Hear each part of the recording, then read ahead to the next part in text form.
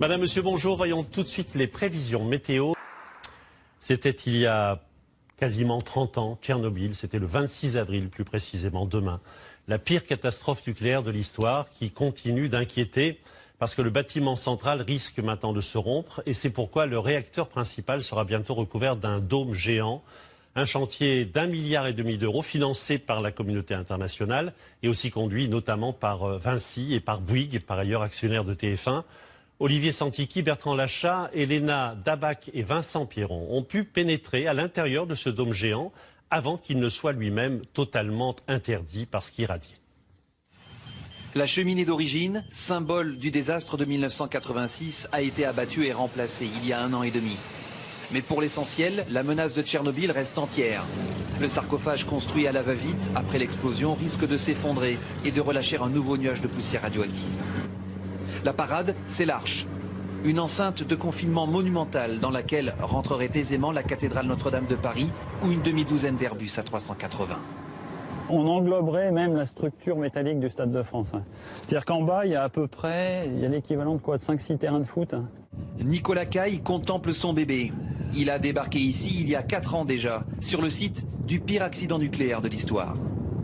On est fiers, et en plus le projet, il faut le reconnaître, c'est pour rectifier une catastrophe qui a eu lieu il y a maintenant 30 ans, puisque c'est les 30 ans cette année.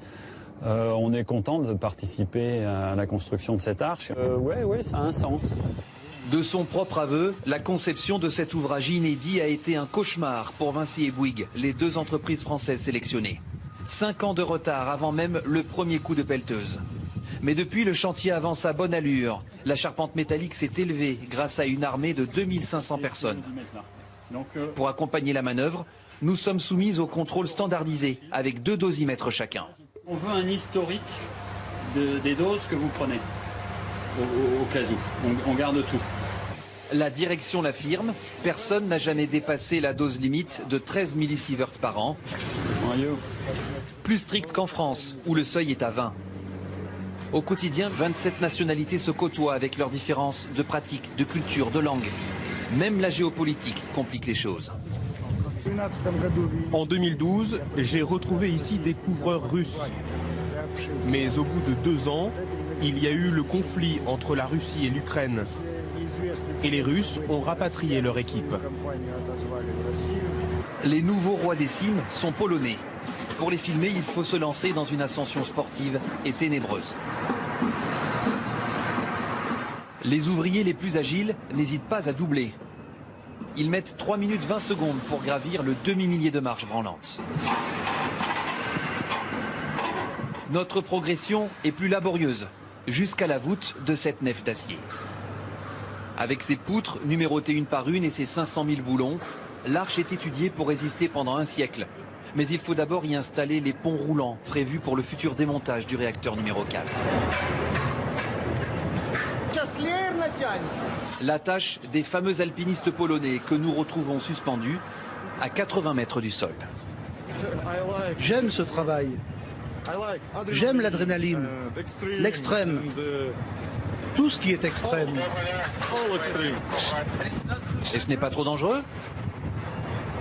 Pour moi? Non. Moi, j'adore ce job.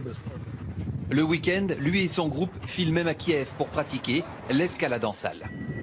Les travaux en hauteur vont se poursuivre jusqu'au bout, notamment pour retirer les échafaudages et l'escalier de la toiture. Plus personne ne s'y risquera lorsque la structure sera envahie par les radiations.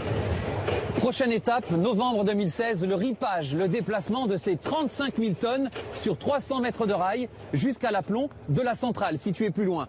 Mais il faudra ensuite patienter encore 1 an pour la mise en service. Le temps de procéder à tous les tests et surtout de sceller l'arche hermétiquement sur les ruines de Tchernobyl.